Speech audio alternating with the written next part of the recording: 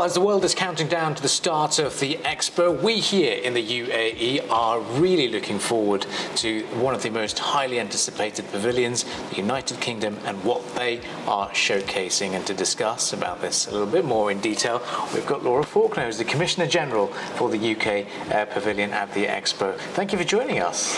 Oh, it's my pleasure to be here. Thank you for inviting me. Well, first up, we've got the Opportunity District. Talk to us about how you picked the location and what can we expect from this pavilion. So as you'll already know, there is an Opportunity District, Sustainability and Mobility, and every country that is participating in Expo 2020 had to pick something that they identified with as being most relevant to the nation. So at this time for the UK, we are looking at new relationships and reimagining our future partnerships with every country in the world.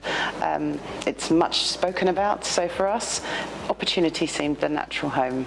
Now, what I love about this, we've talked about the design element. It looks like a musical instrument. Talk to us about why are we choosing music at a very businessy conference? So, music is an emotion. It affects all ages, it affects all nations, and it's a common language that everybody can understand and connect with. And the event we are displaying our projects at is connecting minds, creating the future. So we've used music as our invitation and as the glue to bring us all together in a common language.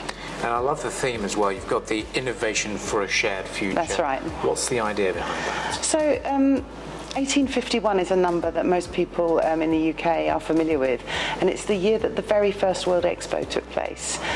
It was an idea, and the idea was to showcase all of the innovations that the United Kingdom had brought to the rest of the world to make as a force for good. The pneumatic tyre, tomato ketchup, all of these things came from World Expo. So therefore, in the future, here we are, we're still doing it, we're still innovating. And so the United Kingdom's innovations in AI and space, new frontiers, medicine, our contribution to genomics, all of these things are the new innovations that we wanted to tell the story about at Expo. And there's another interactive aspect that people can actually contribute towards the facade and the interiors with some of the words that they donate. Absolutely. So this building is actually thinking. It is a giant algorithm. And every visitor that comes to the UK Pavilion gets the chance to see a little bit about what we do, and they are asked, or in fact invited, to donate their own word. Just one word that sort of summarises their feelings about what they've heard or their thoughts about the United Kingdom. I generally ask everybody, what would your word be? Okay. Ooh, this is a tough one. I know that dignity is what has been donated. I was thinking about this in the press conference as well. I'd say inspire, maybe. It's a good word. It's a good word. So when you give your word to the thinking building, it gives you back your own piece of poetry.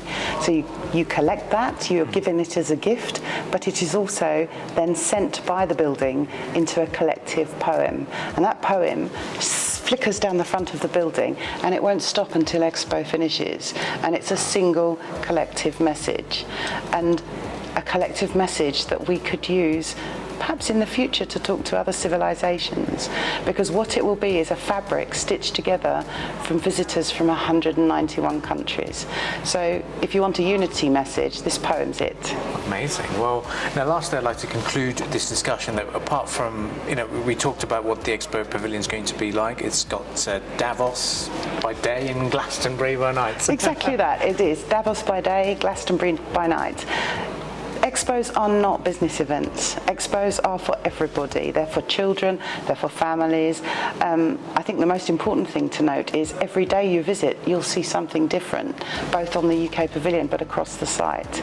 So if you're into music, you're into film, you like good food, you want to see some amazing feats, or you want to look up to the skies and see the red arrows flying over, Expo's the place to do it, and we just say, come and visit us. So you must come and visit us. Well, certainly all of us are looking forward to visiting the Expo, so stay tuned to Khaleej Times if you'd like more of a tour of the entire Expo, as the world is counting down to the official start, and it's going to be on the 1st of October when the gates for the public will open. Thank you for watching this interview.